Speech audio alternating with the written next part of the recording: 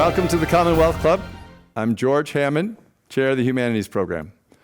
Today we have Robert Edsel, who's written a great book called Remember Us on American sacrifice, Dutch freedom, and the forever promise of trying to deal with such a huge issue as, first, the sacrifice that was made to save the Dutch from their imprisonment by the Nazis. But in addition to that, just what those sacrifices entailed. Great book, very, very moving. And Robert Edsel is also known for his book on Monuments Men and his work on that, which is about the people who have dealt with the artworks, right, and how that was done. There's a little nice story in this book about the caves, too, and the artwork. So we're going to go right into it. So welcome to the Commonwealth Club, Robert. Thank you very much for joining us. Thank you, George. Appreciate the opportunity. So first question that I have for you, after Monuments Men, your next project was this one, right? This is the one right after that? Or? I wrote a book, I wrote a book called Saving Italy, which was about what the Monuments Men did in Italy, because it was a very different problem than what happened in Western Europe. The looting that took place there was more incidental to war. It was opportunistic. When the Italians changed sides in September 1943, the Germans were bitter. They were out for revenge and taking the works of art that they came across that belonged to the Tuscan museums, Florence in particular, museums and churches, was something that soldiers had been doing in war since the beginning of time. Mm-hmm. But they became a political football with a German SS officer who was the adjutant to Heinrich Himmler for 7 years, and from 37 until 43, when he was assigned the task of being in charge of all the SS troops in Italy.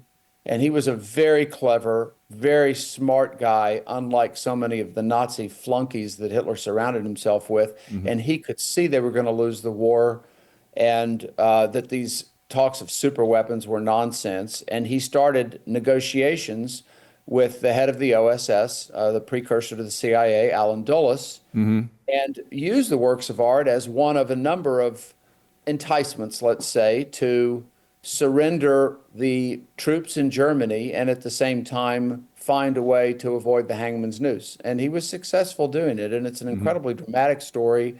Of course, the works of art in Italy, everybody's either seen them or knows of them from school. Mm-hmm. We're talking about the most important things in the Uffizi, the Pitti Palace, and some of the churches. So that was a great story to tell, but it's a very different kind of looting and different problem than what took place in Western and Northern Europe. And then I wrote a young adult version of both those books, kind of merging them together for younger audiences, called The Greatest Treasure Hunt in History. Mm-hmm. And then while I was doing that, came across this story, which candidly, with as many great things as the Monuments Men and Women Foundation, which I founded in 2007, has done to honor the Monuments Men and Women, to continue their mission locating and returning stolen objects, which we've returned about 40 plus objects so far to museums and archives and individuals. And then, of course, getting the Army to reconstitute monuments officers for the first time in 80 years now. We have them again. As important as all that is, it's not as important as this book, Remember Us, because it concerns our freedom. Mm-hmm. And without our freedom, I don't think it really matters. I mean, art doesn't matter, or how many houses you've got. Freedom is everything, but we take it for granted and treat it like it's it's like turn the faucet on and it's always going to be there. But Ukraine reminds us things can change. Yeah, and if you study history, you know that most of the time people haven't had that much freedom. That's right. Freedom's a kind of a new thing. Maybe that's why we're so not willing to let it go, but don't think about it as much as we would. So it's a great story, and it just touches your heart so strongly because there's so many individuals that you bring to life, and both the Dutch and the American soldiers and the officers, and just for those who aren't familiar with the story, I mean, in World War II, after Poland was taken by the Nazis. It seemed like there was a break for a while, but then they just ran right through Belgium and the Netherlands on their way to France and captured France as well. And the whole capture of the Netherlands, Belgium, and France only took them, how long? A couple of months or something, right? Yeah, not even 2 months. Not even 2 months. All right. So, and people, of course, since we won the war, they don't think about that really speed. But from that point on, all those people were living and had to adjust to new leaders that weren't of their nationality, that weren't what they're used to, and that they had already fought with many times. You know, I mean, between the Prussians and the Germans and the French has been going on for a long, long time. You could probably take that all the way back to the Roman times. But so here you've got this situation. People are captured. And you tell an interesting story about what you call the Kippenbergermeister, the family, the chicken mayor of a small town. Limburg was the county, and you picked this county, I think, because it was liberated first, right? And then it was free for a year longer than the rest of the country. That's right. Yeah. Let me set the stage geographically. Sure. For your members and audience. The Netherlands is kind of a off-center square, and then it has a dog leg that goes north-south in the very bottom right-hand corner of the country. And that strip of land is only about 25 miles wide. And on the east side is the German border, and that's where the town of Aachen is, the largest westerly city in Germany. On the west side is the town of Maastricht, which is the province capital, the province being Limburg. And then west of there, you're in Belgium. South of there, you're in France. So on May 10th, 1940, the German tanks roll across the border, the German border in Aachen. And all that you said earlier is correct with one asterisk. The Dutch were neutral during World War I. So they didn't suffer the trench warfare. They didn't have a black market. They didn't have a resistance network. And they declared neutrality in World War II, and Hitler said he would observe it, and he did until he didn't. So they were stunned, they were disoriented, they weren't prepared. They had not lost their freedom in 100 years. And, you know, one of the quotes I use in the latter part of the book, which was so important to me when I found this, from a fellow that lived through this as a young boy. He was 11 or 12, and he wrote about it not too long ago, shortly before he died. And he said, you know, today when we talk about World War II, we know that it started in 39, and we know that it ended in 1945, and we know what the outcome was. But then, when we were in it, we had no reason to think the United States was ever going to get involved. And we certainly had no reason to believe, if they did, that they would be victorious. So when they were invaded, and this is the point that he was making, that was the new normal. And the new normal looked like it was going to be that way and indefinitely. So when you've had your freedom for 100 years and then you lose it through this invasion, and it becomes more and more oppressive, when the Americans do show up in September 1944, it's really unimaginable for us, but we have to try and imagine what it felt like to them to have this surprise that not only did we have a successful landing in Normandy on June 6, 44, but we were able in kind of record time, within 3 months, to make it to this area of Limburg and liberate that area. They went through an equivalent horror again in December 44 when the Battle of the Bulge broke out, and the Germans were pushing us west out of fear that, to put it just in simple terms, are you kidding me? We're at risk of having to deal with these people again. And they were really, really scared about it. Turned out it didn't happen. The Allies slowed it down and then stopped it, but it was a very real concern. So to your point, I introduce the mayor of Maastricht, which is, as I said, the capital city. There's about 75,000 people that live there. And his name was Willem Michels van Kesnick, and his wife's name was Emily. And when they met, Emily he asked what her ambition was, and she said, well, I have a dream of having a large family and maybe marrying Kuppenmeister, which was like a a chicken mayor, which is be a mayor of a small town. And she asked him at this chaperone dance they were at where they met what he wanted to do. And he said he wanted to be a mayor of a larger town and all this. That when they got together the next time, he told her, I've been thinking about this and I've changed my mind. I want to be the mayor of a small town also. Well, it turned out that they did get married and Emily got her wish. They ended up having 12 children. And in fact, adopted two more after the war, two Hungarian children that were murdered. Their parents were murdered by Soviet Red Army soldiers, so 14 children. But that turned out to be a critical aspect of our story because Emily, if you could imagine someone having a CV to understand the grief of a family and a mother in particular, she knew that. Her mother had died giving birth to her. She was an only child. And she had first attempt at having a child was a miscarriage. Very fearful, as you can imagine, that this same thing might happen to her.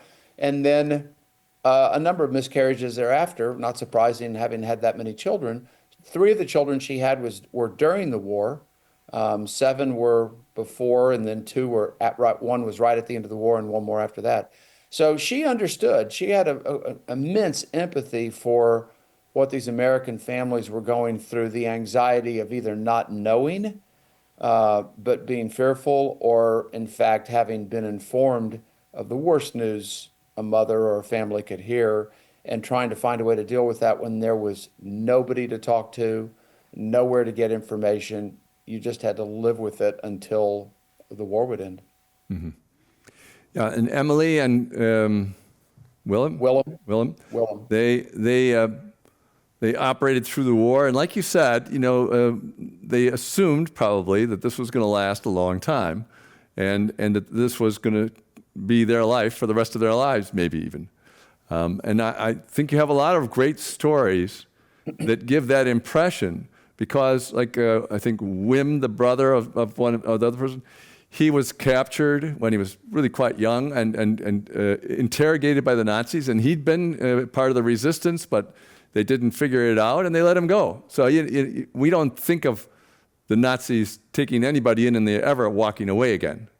So you could see from that story, which I thought was a great idea, of how the people were saying, we have to adjust to this. We don't like this, but we can maybe live with it or try to survive it, because they're not just taking everybody and just killing them if you do any one thing. There seemed to be a little tolerance for misdemeanors. I think that's true, but you have to consider who really won that example when Frida's brother Wim was caught in a roadside search, and he was able to, in a way, to kind of talk his way out of it eventually, but he suffered. His mother had a stroke as a consequence of this. She survived it, but she had a series of them after that would claim her life. But the Nazis accomplished their purpose sometimes by murder, but always through intimidation. So I would say that while they might have released somebody, there was a purpose to that also, was to keep people guessing, to not know, to be in constant fear, to have this reign of terror 24/7.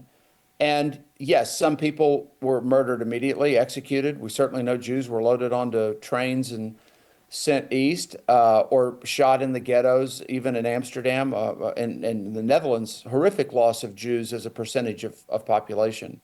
But, they accomplished a purpose even for the people that they allowed free, as they did with Wim. So let's go back to Emily and Willem for a second, because he did several things as the mayor that didn't haunt him exactly, but came back near the end of the war for people to say that maybe these people were bad, even though and it's really a very great tragedy that one of the reasons we don't know this story is Emily and the the endless number of good things that she did. By the time we're done, your audience is going to love her like I love her.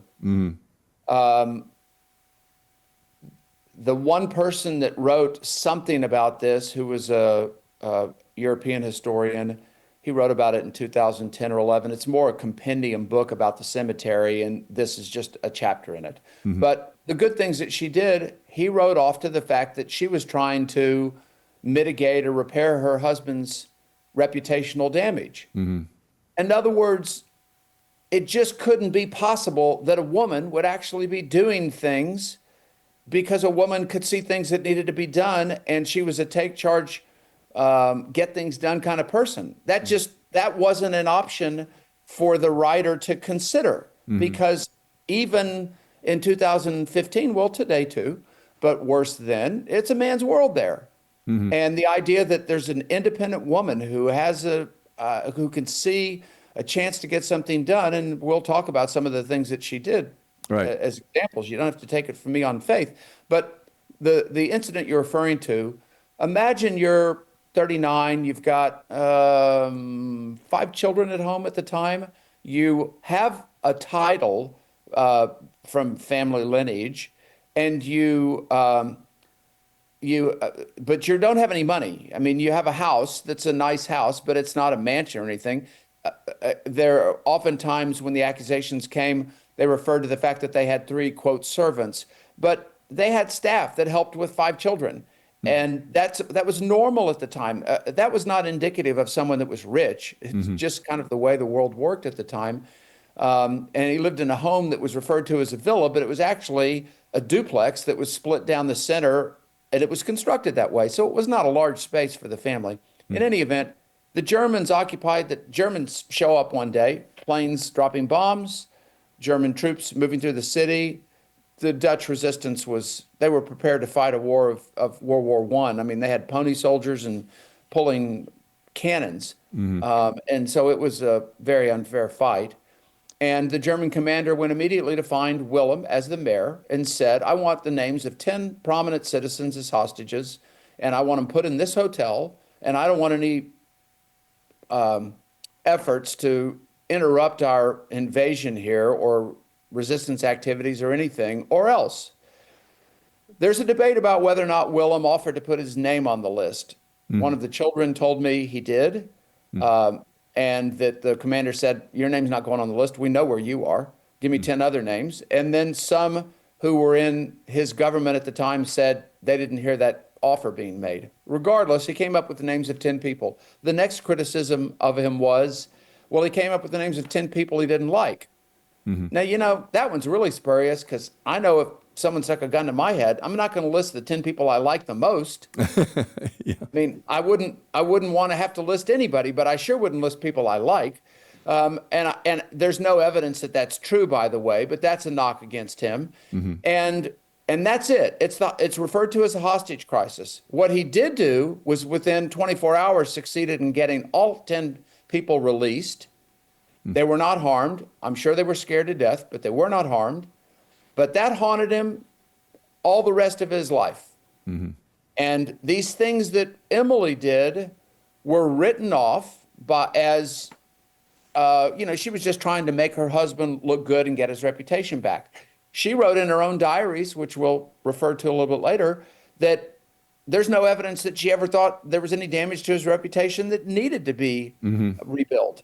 I mean, it's just a really unfair knock. And if they're right, even if they're right, that's to say that a woman cannot accomplish things on her own, great things, because she always has to live in the shadow of being married to a bad guy. I don't think he was a bad guy. I mean, you have to believe she's an incredibly bad judge of character to believe that, and I think all evidence is to the contrary. So in any event, no one's been willing to accept, it's Jacob's razor. No one's been willing to accept the fact that the simple answer is usually the best answer. Emily Michels van Kestnik was an angel who did extraordinary things to try and help Americans and then American families going through the worst possible experience. And she should be celebrated as such. And that was one of the joys of writing this book. I had no dog in the hunt. I didn't even know who Emily Mikkels Van Kestink was when I started. I wanted to not even get into the hostage crisis, but I had to address it, and I did. And it's an eternal debate in the Netherlands that are like debates we have in this country. I put it in the category of imponderables. What would you have done if you were 39 years old, you had 5 children, your income depended upon the mayorship, the Nazis came in, put a gun to your head, told you to do this? What would you do? I should also add one other thing. Willem resigned his position within 1 year of this happening and then had to go into hiding and had no money to live off of and feed his family. Some of the people there that did respect them would leave food at their house on the back door and things like that. So I think he's been unfairly maligned, and I think it's easy 80 years later to talk about or 85 years later, what we each would have respectably done. But it's an interesting question. Full stop. Let's talk about what Emily got done. Yeah. So it's on a citywide scale, a little bit like if people argue that Eleanor Roosevelt just did the thing she did in order to make up for FDR trying to pack the Supreme Court or something, you know. So I mean, it's just so unfair that, and I would say if the world was reversed, I'd say the same thing. I'm not, against guys. I just feel like we should live in a world, which is not the one we're living in right now, where people can be recognized for the things that they do on merit. And whether they're black, brown, white, woman, man, gay, whatever, it shouldn't matter. It should be able to look at someone that does something great and meritorious from the heart and risk their lives and do it over and over again. Why do we have to put asterisks and qualify that? Why can't we just embrace the goodness of it for the decency that is demonstrated? And that's really the whole story of Remember Us. It's a book that will leave everybody that reads it. It will fill their heart with a sense of hope about humanity, that in the worst possible circumstances, there are still people that are decent and kind and want to find a way to say thank you, even when the people that saved your life aren't alive to thank anymore. And it will leave you'll carry something good with you all the rest of the days of your life from knowing the story. That's what I believe. I think that's true. That's a good reaction. I think that almost every reader will have. So why don't you since you brought that topic up, why don't we go to Jeff Wiggins, I believe, if I have the name right, 16-year-old boy from Alabama, because that's another issue, not a woman, but a man, but a black man, and how tough that was, not for every single one, because you've shown how there were some breakthroughs during World War II in this area of racism, but it certainly was still an enormous problem. Yeah, I mean, the Army made mistakes. There's no denying it. But I also think the United States Army did more to advance progress for minorities and women than any other organization. I mean, it leapfrogged forward. It didn't always get it right. Sometimes it did some really dumb things, like not providing the names of American next of kin to the Dutch adopters. We'll talk about that later. But there were Army officers in control who felt having black soldiers was dangerous, that they weren't competent. I mean, it played into racial stereotypes, and so we can't have them. And there were others like General Leslie McNair and Eisenhower and General Marshall that were adamant that we need everybody that is able to fight, to the point that we need women. And things were changing. But at this point in time, Jeff Wiggins, who's born in Dothan, Alabama, and is a sharecropper, they're working on a cotton farm. And his earliest memory was at 6 when he was awakened by the crackling sound, and he opened the panels of this shack that they lived in with his brothers and sisters and parents and aunt and uncle. And there was a burning cross right outside the window. And there were about 20 or so Ku Klux Klan hooded people there with shotguns, including some boys that weren't much older than he was, there to hang his dad over committing the unpardonable sin of selling a bale of cotton to feed his family because the sharecropper wouldn't do it because prices were low. And while his grandmother courageously stood on the steps of their shack, telling the KKK guys she had no idea where that no good N-word guy is. Even she was buying time for him to climb out the back window and hide, which he got away. But his grandmother always told him, if you ever get a chance to get out of here, take it. And he was he went to school occasionally, but he wasn't allowed all the time. But he was kind of a delivery boy for a drugstore, and army recruiting officer saw him and saw this healthy looking guy and told him, you'll get 3 squares and you'll get paid. And he left. He lied. He said he was 18 when he was 16 and a half. And several years later, I mean, he never even told his family where he went. And he felt horrible about it. He felt horrible about lying because he was always told, don't lie. And he felt horrible about not telling his family where he'd gone. And that lasted about a year and a half. And then he fessed up and the army looked the other way. But anyway, he went in as a quartermaster. And the quartermaster troops basically, they deliver fuel, they deliver food, they provide the resources an army needs to fight. And they do sometimes dig graves. That's another function. But Jeff, I don't think ever considered that was something that would happen. I think he really thought he had a chance to demonstrate that he was as good as any white soldier out there. And he arrived in France around September. He arrived in England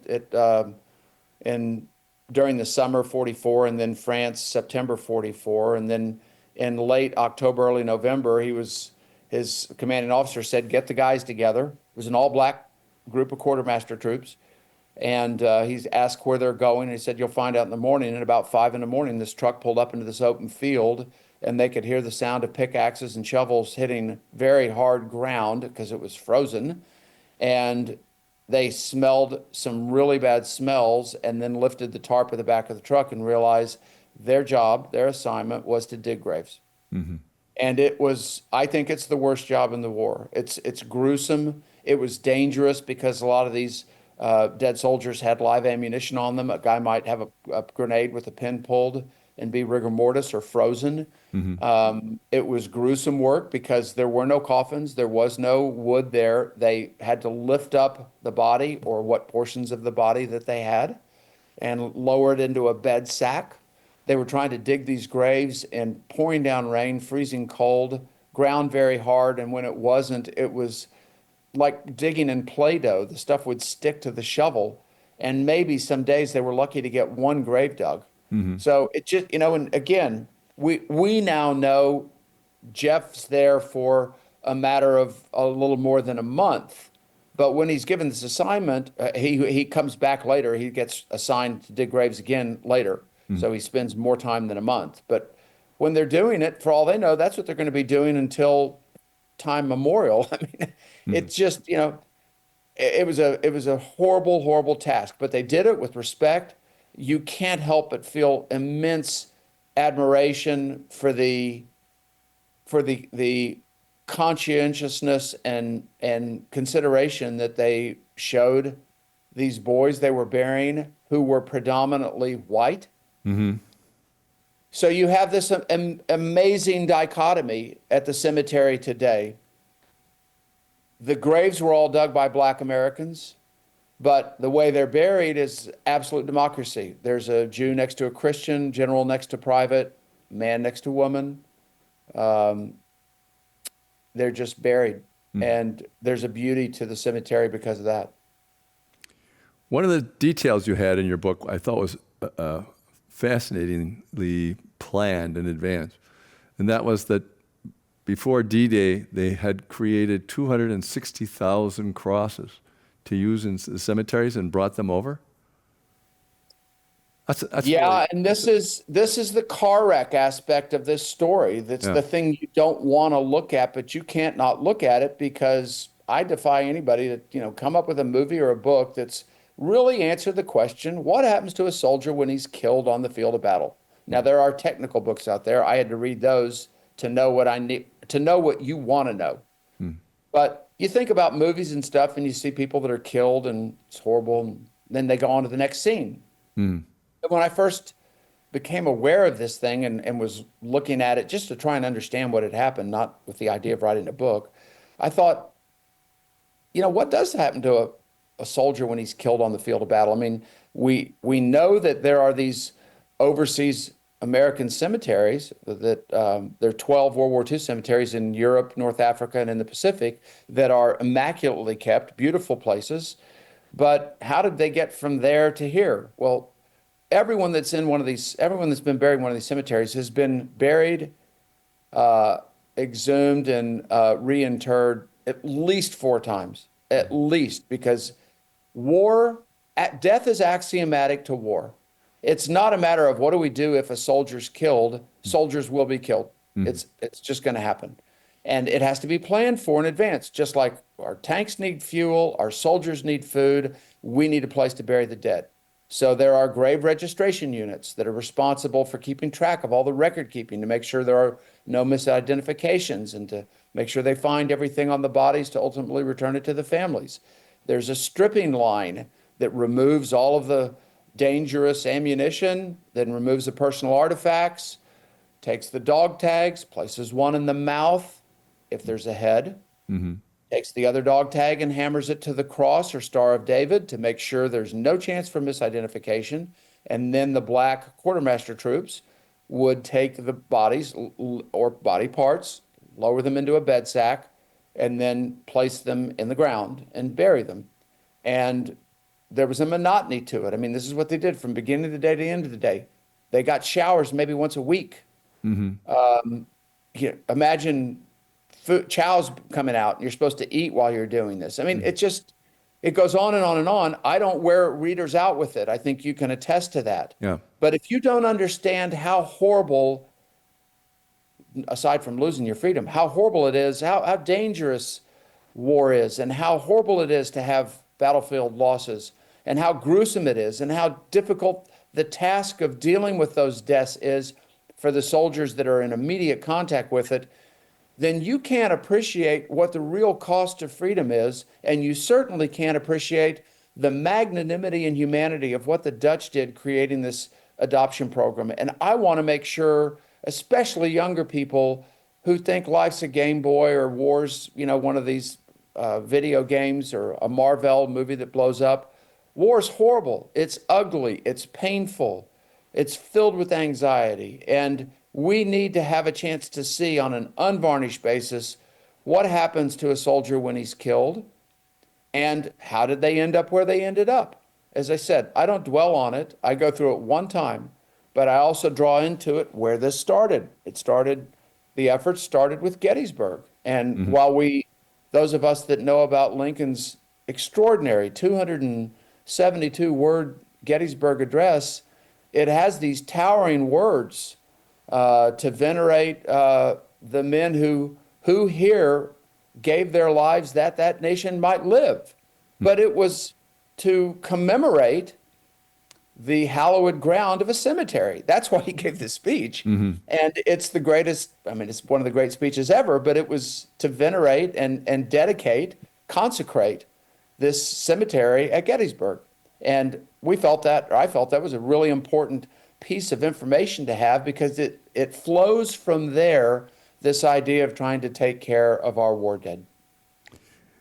Yeah. So and do you consider that the way that the American military takes care of their war dead is different than other militaries? Oh, yeah. Well, look what's going on in Ukraine today. If you're a Russian soldier, you're going to disintegrate in the uniform where your body fell because you're cannon fodder. And that's how World War I was. World War II, Civil War started to be a little bit different, more so for Union troops than Confederate troops, but there were notable exceptions.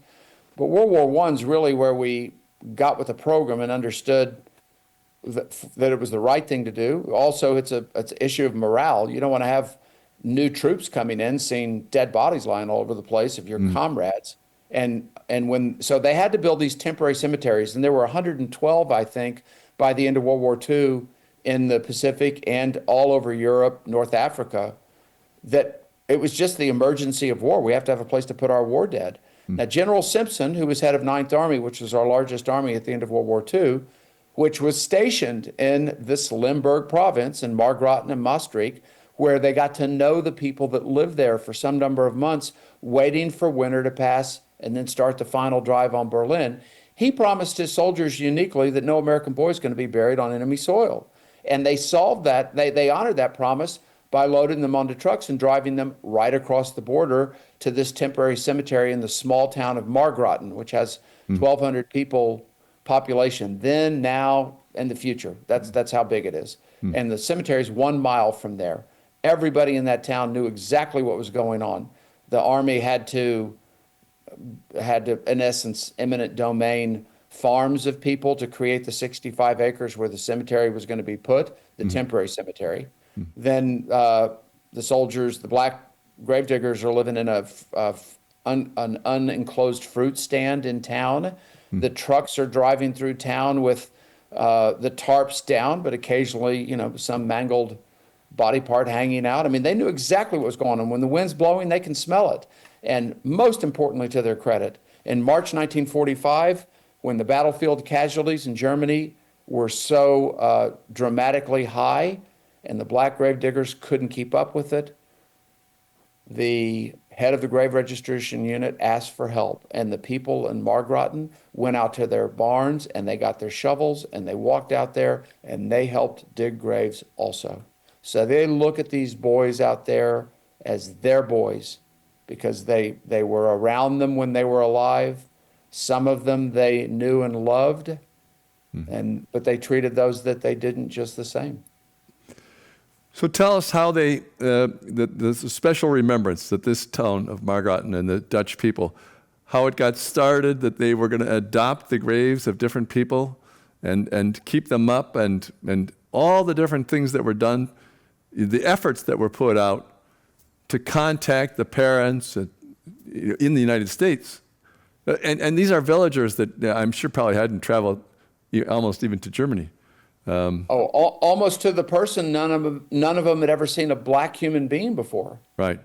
They're touching stories, beautiful stories. These are not stories about segregation. They're stories of human beings who are curious. These young girls, 12, 13, would go down and stand near the fence line where the cemetery was, where these black gravediggers were working, and reach out to shake hands, but they weren't wanting to shake hands. They wanted to rub the skin of the hand to see if anything came off. And there's such beauty in the innocence of that because it was unfamiliar to them. I remember Frida, who's one of the two women that helped me tell this story, the other being the mayor's wife, Emily. She helped me from the grave. She kept these diaries throughout the war that were filled with photographs and journal entries, vignettes about what had happened that her daughter, 92 years old, who I've known for 8 years also, allowed me to see. And they were just critical instruments to understand what took place. But, when you read that, or in the case of Frida, when she was 88, telling me with the eyes of a 19-year-old how they saw a black human being and they weren't, it was stunning. That's a pretty amazing thing to hear when it's 2018 or 19 when she first told that to me. So the Dutch, because of this immense gratitude they had about getting their freedom back when they didn't ever expect that it might happen, were already in January 1945, after the Battle of Bulge, the tide's been turned. It's still being fought, but it's quite clear that Germans are not going to be successful. And the townspeople's fear that the Germans might be coming back through there again to exact retribution, that was alleviated.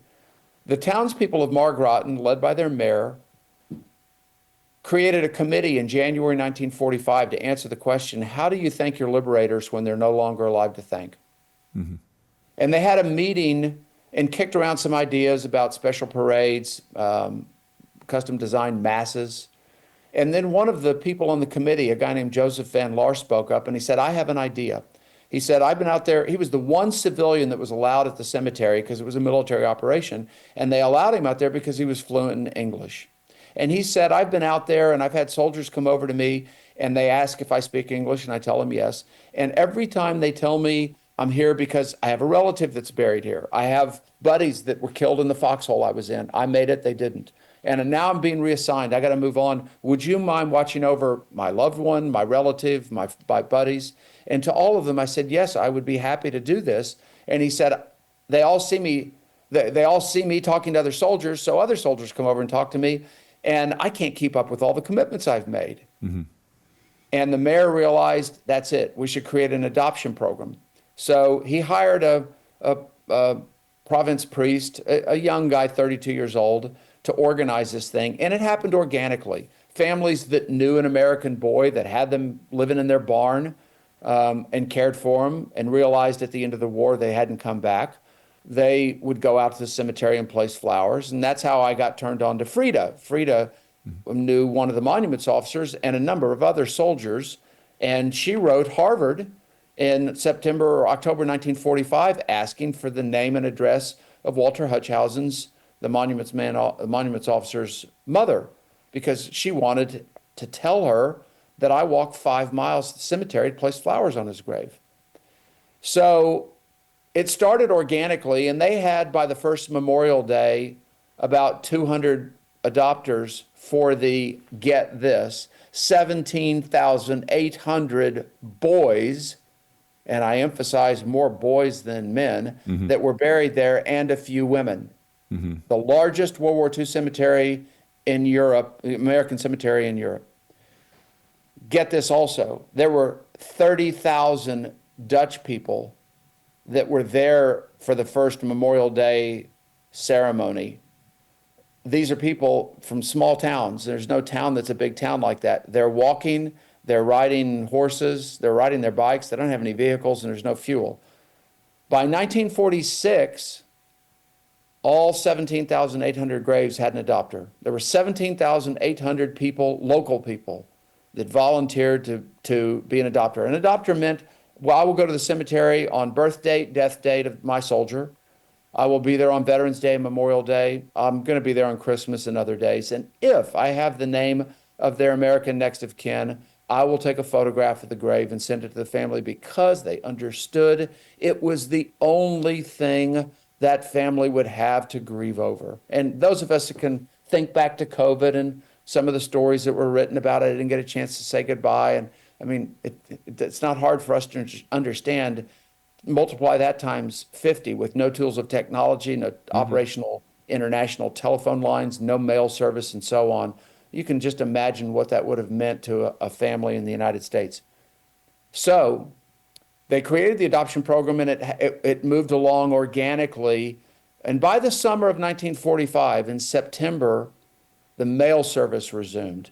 And when it did, enterprising Americans who knew that their boys were buried at one of these temporary cemeteries in Europe, some knew they were in Netherlands, some didn't, started writing the mayors of towns, saying, as one letter that arrived at the mayor's office in Maastricht to Willem Michels van Kestik, Emily's husband, a letter arrived from a widow in Demopolis, Alabama, and she wrote something that went like this: I'm 26 years old. My husband was killed on his 25th birthday, several weeks before the war.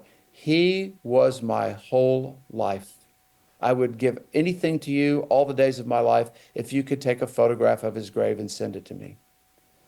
She knew to send that letter because of an open letter to America that Willem had written that was published in Life magazine. And she thought, well, clued in on that, so she sent it. Well, hers wasn't the only letter that was arriving. There were other letters from people in the United States. And when these letters arrived, in the case of this one woman, Maybelle, Willem handed the letter to his wife, Emily, and said, this looks like something you could address. And so she went out to the cemetery and took two of her little girls and took a photograph and mailed it to Emily. I mailed it to Maybelle back in Alabama. Well, this lady in Alabama, I mean, to her great credit, thought, you know what, I'm going to send this photograph and the letter to Life magazine, letter to the editor.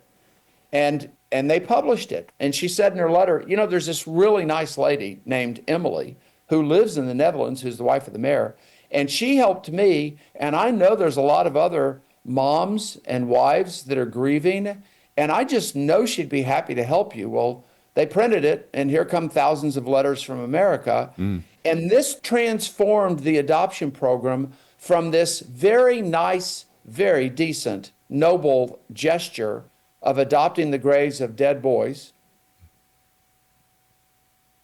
and transformed it by helping them understand how deep the grief was. And they realized it's all well and good that we're doing what we're doing, but what we really need to be doing is reaching across the ocean into the American homes and try and assuage the grief, in particular for those of us in the Netherlands that knew one of these boys. In some cases, they had and still have photographs of the boy there in their home, or letters that were unsent because they didn't come back from Germany. And so that's when the program shifted, and they couldn't get the American Army to make available to them the names and addresses of next of kin. So Emily decided, after having tried herself, she'd write a letter to the Chief Executive Officer of the United States of America. So she penned a letter to President Truman. And she said, now that your boys are going back, we will have a forever relationship with your country because so many of your boys are still buried here in our soil. And we would like to find a way to have a closer relationship with their family members. And so she was pleading for help from him to intercede and change this rule. And she closed her letter saying, very emotional, that I'm a mother of, at the time, 11 children ranging from 14 years to 3 months. And if it should happen that one of my sons was killed and buried in American soil, I should hope that an American mother would go out and look out for his grave. Do unto others. Well, that was a brilliant letter, and it was a great idea, and it accomplished nothing. President Truman sent it to the quartermaster office. They didn't do anything. And she tried and tried and tried, and when that failed, by May 46, when all the graves were adopted, she got on an airplane, and she flew to New York, and she spent a few days there giving interviews, and then she left her family behind, and her effort was to try and see as many veterans or talk to as many veterans as she could, family members, to try and gather the names and addresses of next of kin and kind of jumpstart this. She went to Washington, and there she met a young congressman from the great state of Texas, where I live, Lyndon Johnson, who recognized his best qualities in her, someone who wouldn't take no for an answer, someone who was driven by passion and very smart. And he said, young lady, you need to go to Texas. She came to Dallas, of all places, where I live. She spent a few days in Texas, went all the way across the southeast, all the way up the eastern seaboard for 5 weeks. She lived in a different home every night with families who'd lost a boy, and in some cases weren't buried in the Netherlands, but she was someone for them to talk to. And she absorbed this grief, and she went and spoke at American Legion and VFW halls, and to everyone she said, several years will pass until you get an election notice to decide whether you want to have your boy sent home or left overseas. And then several more years will pass before you will ever see them. Move on with your lives. Leave your boys with us. We'll watch over them like our own forever. A forever promise. And here, 80 years later, in a world where people say, I'll call you for lunch, and no one calls, and you're not surprised because you don't expect it. Yeah. And half the marriages that begin with I do end with I don't. 80 years later, 100% of those graves have had an adopter, even though they have only ever had 20% of the names and addresses of the American next of kin. And that's that's one of the higher callings of this book. Like the Monuments Men had a higher purpose than writing a book, because I wouldn't spend 8 years of my life to just write a book. It has to be a call to action to find some way to try and make the world a little bit better. And the call to action here is to Americans. We've created a project called Forever Promise. There's a website, foreverpromise.org. It's a joint venture between the Monuments Men and Women Foundation, which is a not-for-profit 501c3 that's been around since 2007, has received a bazillion awards, and the Dutch Foundation for Adopting Graves that's managed this for the last 80 years. And we went to them years ago and said, this is scandalous that you all don't have the information that you need. Maybe we can, through a joint venture and the visibility of the book, go about changing that. So we have on the foreverpromise.org website the list, a searchable list of all 10,000 men and 4 women that are buried there today. It's not 17,800 anymore because about 7,000 came home, leaving 8,300 buried and 1,700 names on the walls of the missing. As I said, 4 are women. So we're asking people to go to the website, see if you have a relative or the relative of someone you know on the list. A short questionnaire pops up. I emphasize short. It will ask you what your relationship is to the person. Are you aware there's a grave adoption program? Are you in contact with your adopter? If you're not, would you like to be? Will you give us permission to share your contact information with our Dutch colleagues in the Netherlands so they can put the adopter in contact with you? We're not charging anybody for it. It doesn't cost anything, but they did the hard part, and they're at 20% stuck. This seems like a great chance to get it as close to 100% as we can get it. And I know there's so many Americans right now that, regardless of which side of the political divide you're on, are as concerned about how many Americans running around that having no idea that freedom is not free or no idea of where freedom comes from, and they want to do something about it. This is your chance. Our foundation's going to need money to execute this, so maybe you help through some support. Maybe you help through, someone that's a network correspondent or has a TV show that can bring visibility. We need that also. But most of all, we need people to go to the website and let's find who those family members are and get them connected and finish here what they started 80 years ago. And P.S., thank the Dutch for what they've done, because nobody else has done this. Nobody else. They're wonderful people in the other countries that take care of soldiers, but there's no organic program that started 80 years ago that's been 100% adopted from the get-go continuously all this time. Doesn't exist. Yeah. Well, first, that was great, so that everybody can know what to do by going to your website. But there's so many stories, and we don't have time to go into them, but you have stories about twin brothers. That's a great story about 2 mischievous boys. They grew up in a small town together that everybody knew, and then they would never leave each other, so they were on the same plane that went down. The story about the air pilot that was down behind lines because it wasn't such a great idea. I mean, the plan didn't work out too well, but that the Dutch resistance hid them for a long time. And I thought particularly, I'd like, even though we don't have a lot of time, I want you to tell the story that he wanted to leave when the Americans were getting close, but he was talked out of it. And I thought that that's one thing I often hear in stories about war, where people are being helped by the local people, and then they don't pay attention to the fact that those people are going to be killed if they do things a certain way versus another way. I thought that was no a question. great outcome. Well, Frida, who's the young lady I knew, she's 88 when I met her, but she was 15 when she lost her freedom, and 19 when the Americans liberated her area and got it back. And she used to tell me stories about how she'd come downstairs to breakfast or go into the kitchen, and there'd be 1 or 2 people in there, sometimes couples, that she had no idea who they were. And it took her not too long to realize they were Jews. Mm-hmm. And they were obviously very serious and weighted down by anxiety. And Frida and her brothers, or sisters rather, and 1 brother would go out in the backyard and they would bury in mason jars all their identification papers. And then her father, who knew these caves, had mapped the caves there. It's actually the 2nd largest bat habitat in the world. But he knew these caves, and there was one hole, smuggler's hole, that you could go from the Netherlands and come out on the Belgian side.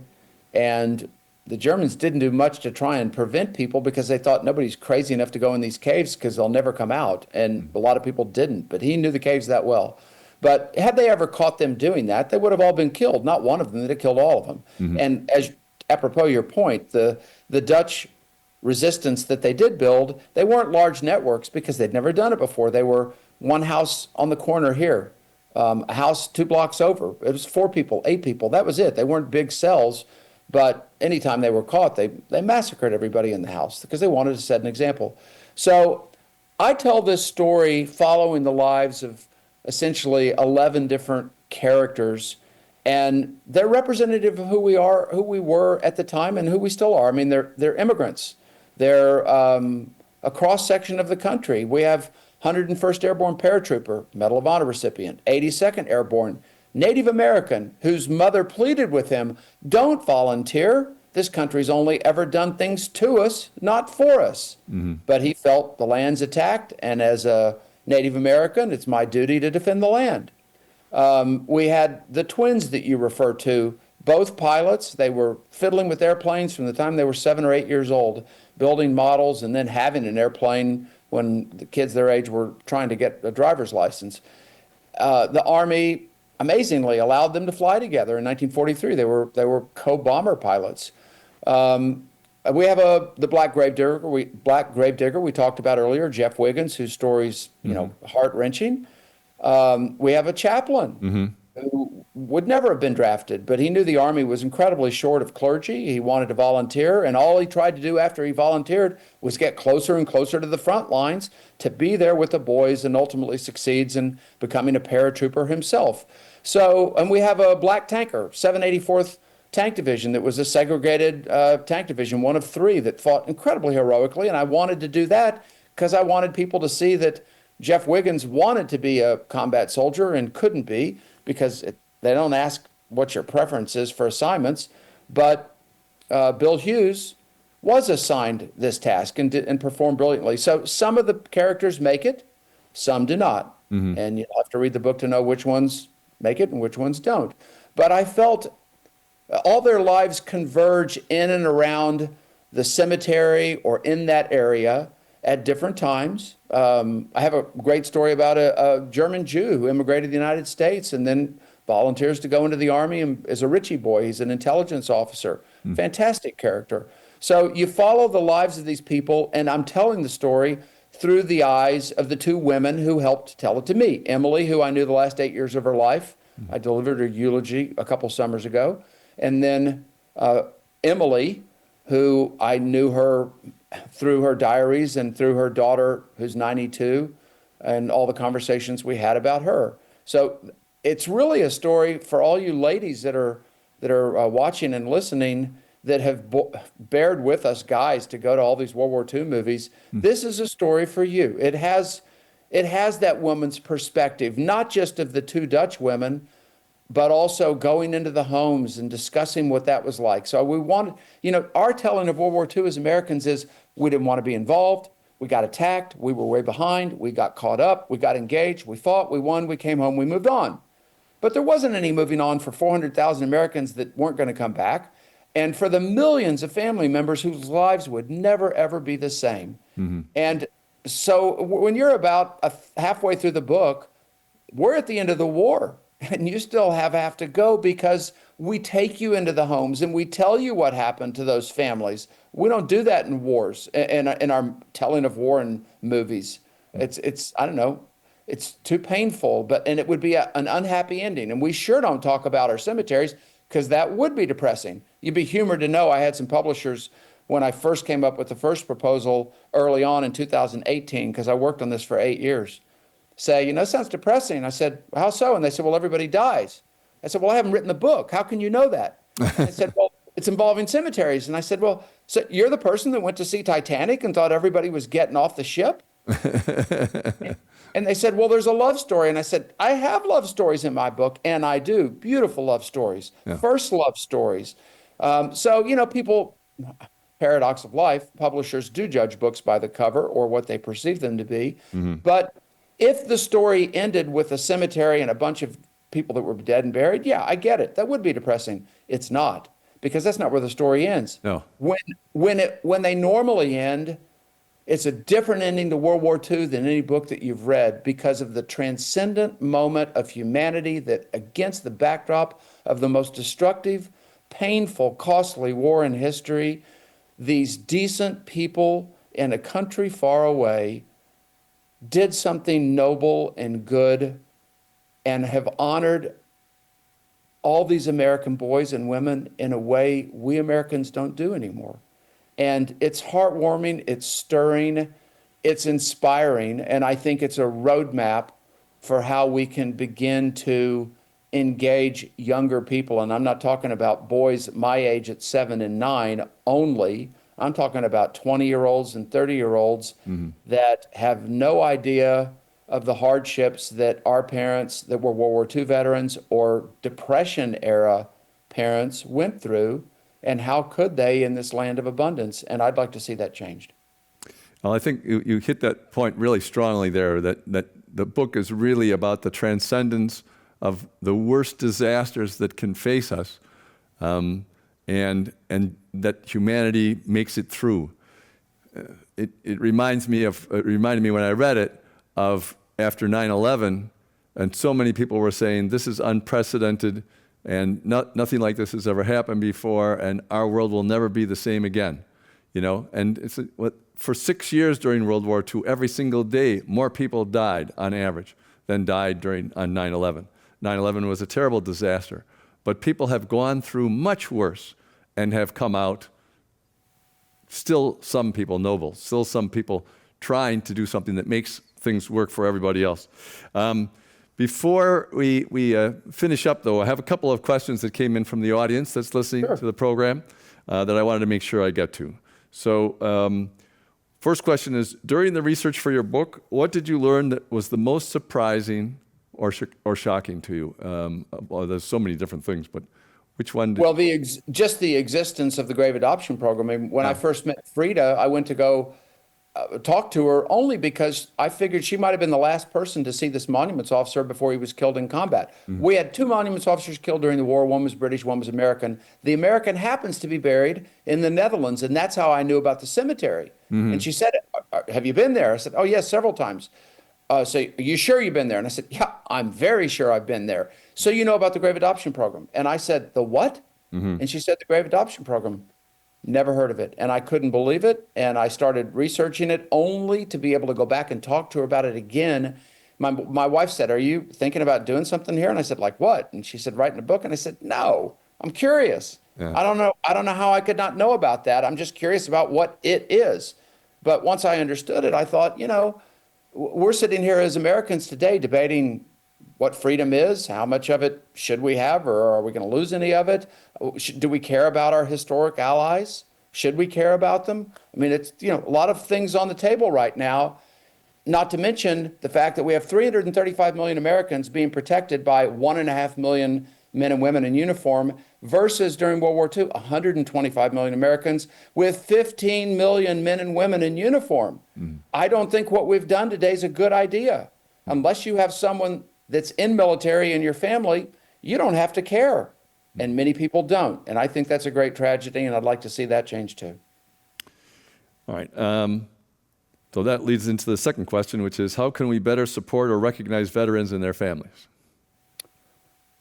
Well, I mean, there are a lot of great organizations out there. We make reference to several of them that are supporting our effort on the foreverpromise.org website, so people can go there and see them. But I'm going to be partial now to the idea that we have, which is let's honor and remember our soldiers. It sounds great that we don't leave a soldier on the battlefield. That's the line from movies. But to what end if we don't leave them on the battlefield, but then we forget about them? And what has inspired me, what's animated my work, is my belief that all human beings, no matter where you are in life, with the exception of young people that have not discovered their mortality yet, and thank goodness, because the day will come and it'll probably come too soon. So I don't wish to see that change at all. But every person alive wants to be remembered somehow, some way by somebody. You want to know that your life mattered. It might have mattered by helping an elderly person or someone who's got a handicap. It could be the exceptional parenting. It could be something meritorious that you did. It doesn't have to be a grand gesture, but everybody wants to be remembered. And I think that the message that we would send to our military, and I ask people that are in service and people that are out, do you think this is a fluff idea, a clever idea? You think it's a meaningful idea? And they look at me with tears in their eyes. And I asked this question, and I was told that by a combat veteran, and he gave a great answer, and it was really nice that all the people in the audience heard him say that. And I thought, okay, we're going to move on to the next question. And his wife, who was there, took the microphone out of his hand and for 5 minutes tearfully said, "We matter too. We're at home. We don't wear a uniform, but we're in this fight. We've got to take care of the kids. We have to run the household. Every day we worry our man's not coming home." In some cases, husbands saying that about their wife being in uniform. And no one talks about us. And they don't talk about what we go through. This would be incredibly meaningful to us. So I think we're on the right track. And, I hope and I believe there'll be a film made about this book because it's so moving and personal, and the roles with the Black Gravedigger and in particular Emily's character and Frida's just are so rich. And it's a story that's never been told, but it's not really about World War II. Kathleen Kennedy Marshall, Steven Spielberg's producer, impressed that upon me years ago, that you can't write a book about World War II because 7-year war with 65 million deaths, you can't put that in a book. That's the backdrop. But the humanity, that is an issue that we're confronting today. The decency, the nobility. We don't talk about those words. We don't speak aspirationally anymore. Well, I'm doing it. And I tell people, if you don't like my plan, but you're concerned about people, you think it's bad that younger people don't know about the cost of freedom, work up your own plan. If it's a better plan, I'll support it. I don't have the pride of authorship here, Yeah. but damn it, don't complain about it and do nothing. And if you're not concerned about it, we're in trouble. And we've got to change this. And the best way to do it, Eisenhower said, leadership's getting people to do what you want them to do because they want to do it. Mm-hmm. Anything else is assault. Yeah. And we changed the world as it related to people caring about the importance of preserving cultural heritage because they read a great book and George Clooney wanted to make a good film and people were inspired by the film. And then Notre Dame came. And I was out in public and saw people in the United States in Dallas, Texas, crying at the sight of that steeple collapsing. And I know that the majority of those people had no idea what the history of Notre Dame was. Most of them had probably never, ever been there, but they knew enough to know that's not good. And if we lose soldiers and don't find some way to remember them, and use that opportunity that the Dutch have given us the template to do something like that in the States with younger people, the benefits to our veterans, and especially those families that lose one, and to our younger people, because they're not teaching it in school, I think it has just vast opportunity. And so that's what we're trying to do. I can talk about it, and I will talk about it till I go to my grave. I believe this will be my legacy. But I can't do it on my own. I need the help of your audience and all the audiences I speak to and all Americans of goodwill. That's how this grave adoption program got done. It wasn't any one person there for all the superhuman things Emily Michels Van Kesnick did. It wasn't her. It was everybody did what they could do. And what the mayor's wife could do that was older was different than what Frida at 19 could do. Everybody did something. That's what we need to have happen here. Yeah, I think one of the things that gets in the way for a generation that hasn't had this experience is that they're always hearing that this was the greatest generation in some way, that they did things differently than we were, as if they were not human beings like us. And the fact is, I think that the really simple answer for why they did what they did with their lives is that they saw how bad things could get. They had the Depression, they had World War II, they had these horrors, and if you don't pay attention to how bad that is, you don't know when to compromise. I think if you know how bad things are, we have to compromise and get together and agree on some things so that it doesn't get worse than it is now. And I think people have lost that ability and think it's just their side or no side, and I think that if more people had some window into this experience, which your book provides, among other things, that they would have, I don't want, just like you said, I don't want people to go through that kind of hell. to get the perspective. But the perspective is absolutely crucial for us to keep our freedom and to know where to compromise when we're trying to accomplish something. I think we can rally a lot of Americans around this because I think most Americans live in the center left, center right, doesn't matter. But we can talk to each other, and that's where the majority of Americans are. We just haven't found that common voice to speak to them. But there's nothing wrong with young people in this country. I mean, go look at our kids in military. If they have direction, they have training, fantastic. And there are so many young people I talk to, they are yearning. Well, people my age too, they're yearning for a chance to do something. But we have to give them something to do, and it's got to be meaningful. I think this is meaningful. I think this is what do they say? This is the start of something big. But the Dutch, we're not starting it. The Dutch started it 80 years ago. We're just going to help them finish it. And then I think ask this bigger question, why in the world don't we have an adoption program in this country for our young people as a way of getting them engaged in what the cost of freedom is and teaching it to them, but do it in a tactile way. Don't allow them to do it with a cell phone. They got to go out. They got everybody that's listening, I'm sure, has at least one field trip they took that they still remember vividly. And this needs to be a field trip for younger people. But we need to walk before we can run. And the best thing to do is finish what the Dutch started. And it's doable. And it's doable, I think, in a 2 to 3 year period. But we need people's help. Well, all those of you who are listening now and listen in the future on the YouTube channel where we're going to post this, those of you who are called to action for this, you know where to go. The website again is foreverpromise.org. Yes. Foreverpromise.org.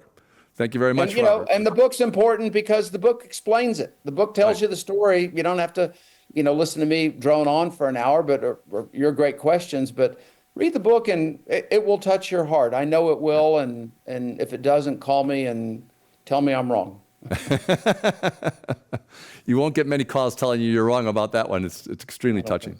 So thank you very much for joining us in San Francisco for the Commonwealth Club, and good luck with spreading the information. Thank you, George, and thanks to your members. Appreciate it very much. Our pleasure.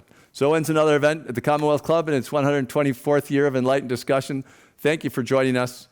And if you want to be moved, read this book. If you don't, nobody wants you to go through the experiences that are in the book, but you'll get a good idea about what other people went through if you do read it. A wide variety of, well, not a wide, 12 people that you focus on, but you really give a nice broad experience of what this can be like and how devastating it can be and how heartwarming it can be as well. So thank you again. Thank you.